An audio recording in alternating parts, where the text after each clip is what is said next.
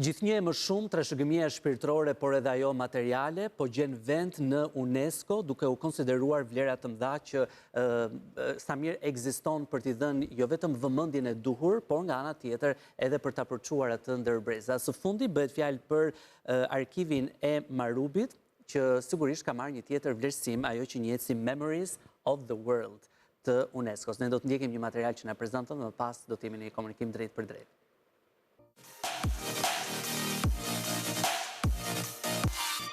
Shkodra dhe Muzeu Marubi në kujtesën e botës në UNESCO, edhe me ne në një lidhje Skype për të folur për këtë ngjarje të rëndësishme historike për Shqipërinë, për Shkodrën, por jo vetëm edhe për kulturën tonë, do të jetë Lucian Bedeni, drejtori i Muzeut Kombëtar të Fotografisë Marubi në Shkodër. Mirë se vjen, kënaqësi që sot me ne. Përshëndetje, merci, faleminderit për ftesën. Zoti Bedeni, ju përgëzojmë shumë edhe besoj që tani më është rritur edhe më tej përgjegjësia me të cilën punoni, drejtoni Muzeun e Fotografisë Marubi, apo jo? Po, do të thoya që është kështu më shumë dëmania flas edhe në aspektin ndërkombëtar. Pasi përfshihesh në këtë listë, patjetër që është një prestizh i madh për koleksionin. Dhe patjetër që besoj se kjo dhe do të multiplikojë në eserin e të gjithë institutë background që koleksionet kanë historia të institucionit fatë në të më të ma për i vitesh në një program intensiv të realizohen në vërtetë. Në fakt, zoti Bedeni, do doja që ta nisnim nga një emocion rrafshim personal, si jeni ndjer ju në çastin që mësuat se Arkivi Marubi tashmë është pjesë e listës Memories of the World të UNESCO-s. Na tregoni pak, sepse kjo tregon që puna juaj është shpërblyer, po nga ana tjetër një vëmendje e madhe për artin e fotografisë, familjes Marubi, për Shkodrën e për Shqipërinë. Na tregoni pak nga ndjesia personale në çastin e parë që mësuat se u bë pjesë e kësaj liste të UNESCO-s. Shiko, të në drejtën e emocionit, po patjetër që njeriu ka emocionet, sepse në farmënyrë vlerësohet një kontribut në vite, një punë bërë në vite, po më shumë është një vlerësim i punës të stafit, i cili për më shumë se sa, do thoja, për 14 vite më radhë, ka punuar intensivisht në proceset të rëndësishme të cilat pa u realizu nuk do bënin të mundur edhe fillimin një punët për të aplikuar që ishim muzeun apo koleksionet në si pjesë të memorisë botës. Në fakt, them që sepse i referohem procesit të inventarizimit, ishte një proces historik i realizuar në muze, është procesi i digitalizimit, i koleksioneve, i regjistrimit databazën kombëtare, e sfunit edhe deri tek konservimi i koleksioneve.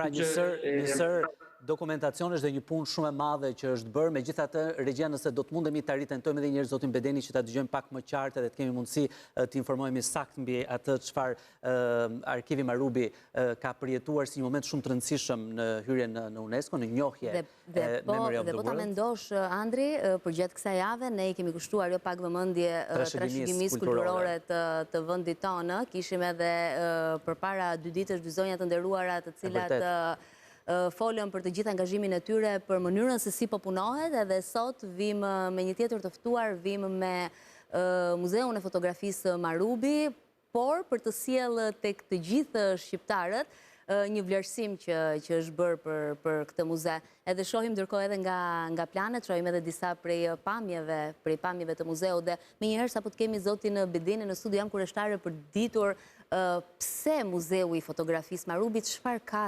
të veçantë në ato negativ. Do të kemi mundësi të mësojmë më shumë, megjithatë ajo çfarë po thoya edhe pak më herë që është shumë e rëndësishme, Iva, besoj edhe të gjithë që na ndjekin janë në akord me ne që trashëgimia kulturore ka shumë është shumë e rëndësishme të jepet vlera që duhet, jo vetëm për të kuptuar ata që kemi qenë, por për ta përçuar brez pas brezi, sepse një kombë dhe një popull ka këto element, gjuhën, ka element sigurisht edhe kulturën e vetë, dhe sigurisht kur kjo kulturë trashëgohet, atëherë tregon që kemi tipare të rëndësishme të identitetit. Kështu që do të flasim pikërisht për këtë moment të rëndësishëm për Marubin, që hyn në UNESCO dhe që njihet. Megjithatë, zotin Bedeni, e kemi sërish në këtë komunikim të drejtë për drejtë, me shpresën që t'ju dëgjojmë më mirë, zotin Bedeni, ajo që ju thatë është bërë një punë shumë e madhe me dokumentacione për të mbritur deri në këtë pikë. Ajo që është si profane, si pyetje, pak naive, është për të kuptuar çfarë përfiton Marubi nga kjo gjë,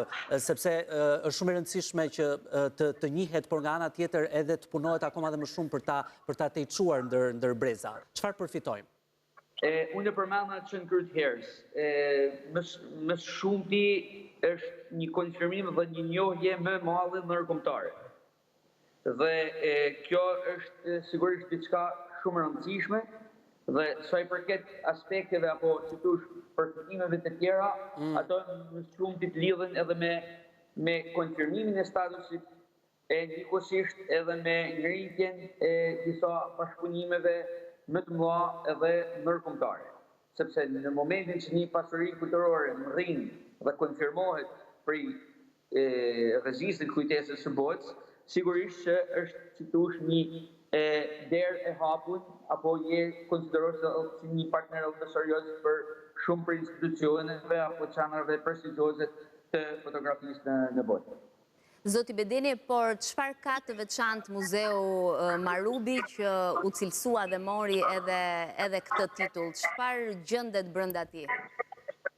Ne i referohemi gjithë një koleksioneve, të cilët ofrojnë veçantinë e tyre, arkiva përbahen për 1,5 milion imazheve, në rastin konkret po flasim që dosja i është dedikuar themeluesve të studios parë fotografike, Pietro Mattie Kell, koleksionet e cilëve dëshmojnë gjurmë të para të historisë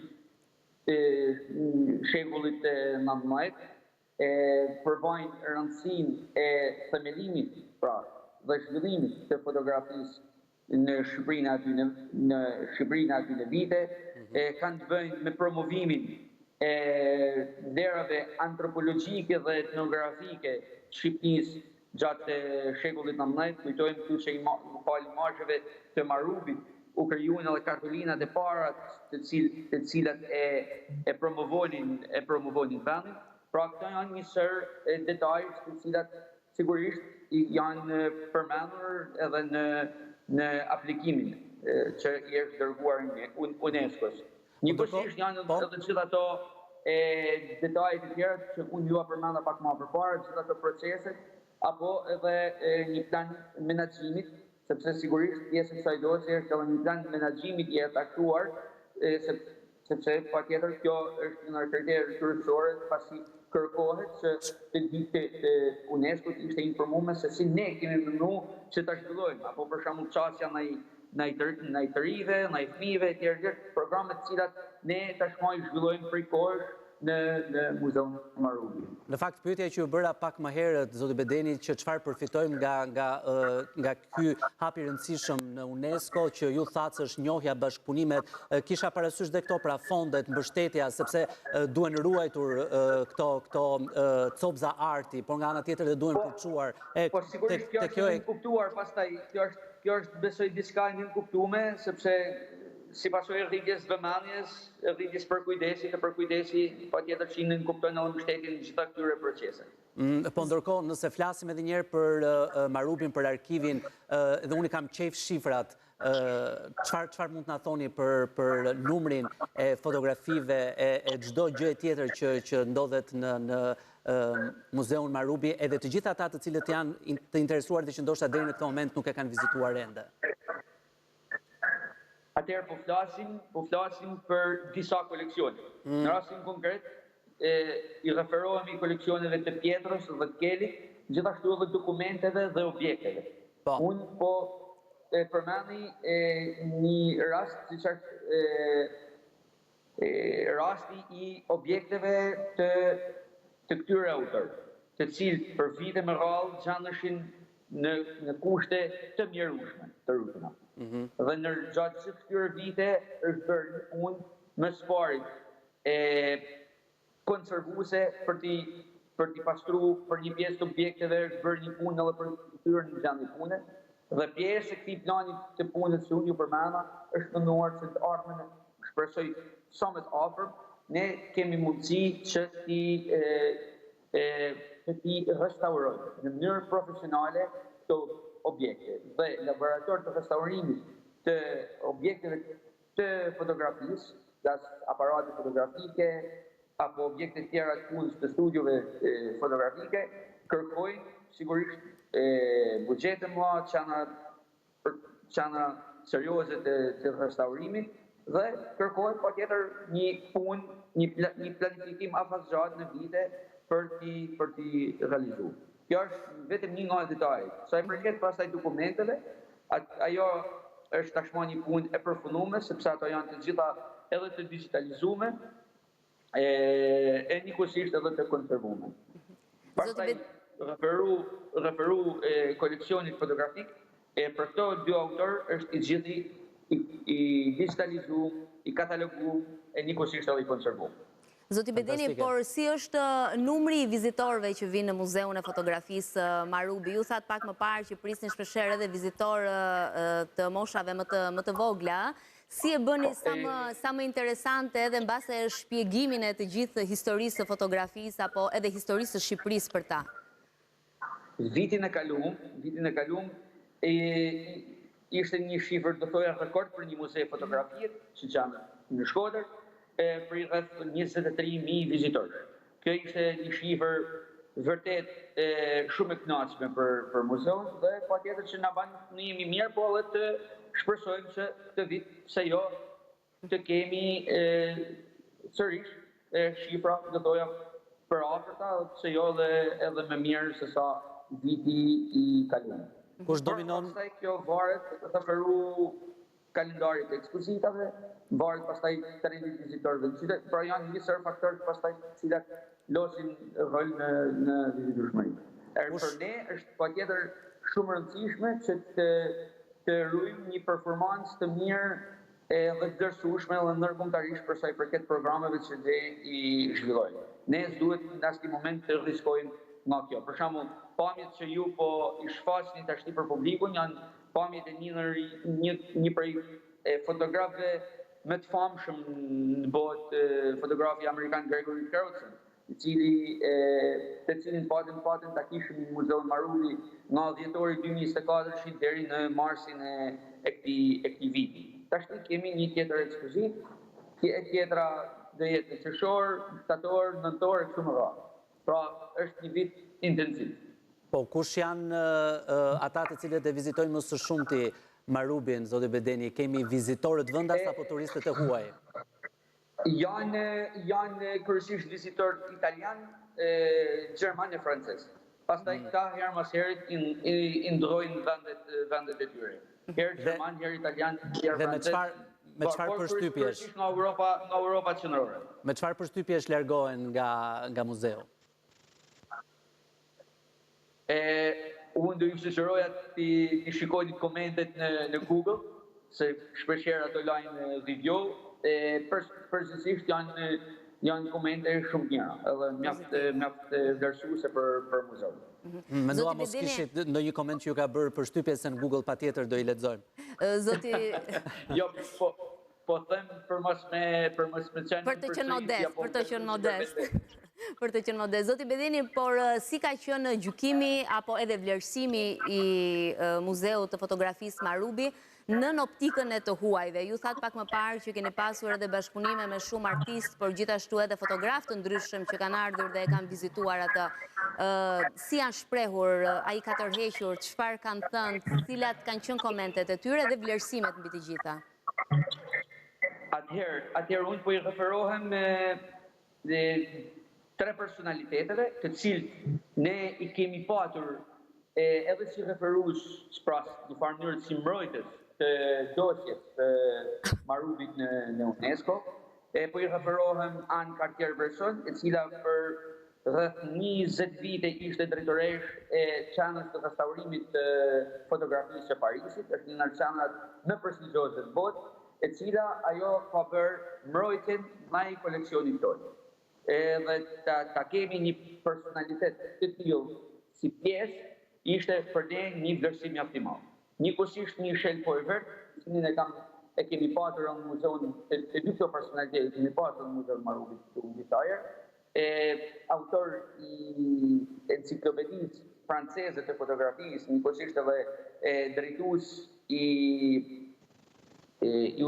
Universitetit të Sorbonës për departamentin e fotografisë, ai ka lënë patjetër disa përshtypje dhe një mbështetje shumë të madhe të muzeut, e po këtu edhe artisti bashkëkohor shqiptar Andri Sala janë referues në ato histori. Pastaj gjatë gjithë këtyre viteve ne kemi patur në mënyrë të vazhdueshme personalitete të huaj, me të cilët edhe kemi bashkëpunuar duke i ftuar, por edhe individ të cilët në një mënyrë sot mund t'i konsiderojmë lehtësisht edhe si ambasador të Muzeut Marubi. Po përmendim këtu rastin Kim Nopers, një kuratore me shumë eksperiencë në Muzeut Fotografisë të Amsterdamit, njëkohësisht Marlu Shkrinen, drejtoresh për 17 vite dhe themeluese e Muzeut të Amsterdamit, e kështu me radhë. Zoti Bedeni, emrat janë të pafund. Zoti Bedeni, a keni aplikuar tani më për ndonjë tjetër titull apo për të arritur e për të çuar diku tjetër Marubi? Nuk e di ku janë objektivat tuaja. Unë mendoj që ne do kemi së shpejti për t'i komunikuar publikut një tjetër lajm shumë të mirë lidhur me koleksionin. Por nuk është ende momenti. Nuk është momenti. Faleminderit shumë, Zoti Bedeni, sepse është shumë e rëndësishme, sepse thuhet që një vend është aq i madh sa e ka historinë e vet dhe duhet patjetër që kjo trashëgimi të njihet, vlerësohet edhe të investohet në të, pavarësisht se ju thatë që afër mend çka investime na e lat me kaq, por shpresoj që të ketë hapa konkret në mënyrë që të ruhet gjithçka dhe të përçohet. Faleminderit shumë që ishit me ne. Besoj se po, për ne përveç rëndësisë që ky koleksion ka për Shqipërinë, apo për ne edhe si muze, një rëndësi shumë madhe ka edhe për Shkodrën, që si një qytet me një kontribut të pashtershëm për historinë e Shqipërisë, në fakt. Më në fund do të ketë edhe ajo një gjurmë të saj në UNESCO. E si mund të kuptohet Shkodra pa Marubin, duke sikur janë një binom shumë i rëndësishëm. Faleminderit shumë dhe shumë sukses në punën tuaj. Faleminderit Zoti Bedeni. Faleminderit. Kënaqësi që ishit me ne. Kënaqësi që ishit me ne, ju përshëndesim nga Tirana. Ne ndërkohë do të shkëputemi për pak çaste publicitet dhe më pas do të keni mundësi që të rikthehemi sërish në studio, por do të jeni me kolegun e nderuar Andri Xhahu dhe gjithashtu me astrologun Jorgo Pulla për parashikimin e 12 shenjave zodiakale për të gjithë ata që janë të interesuar për të mësuar më shumë. Pas pak.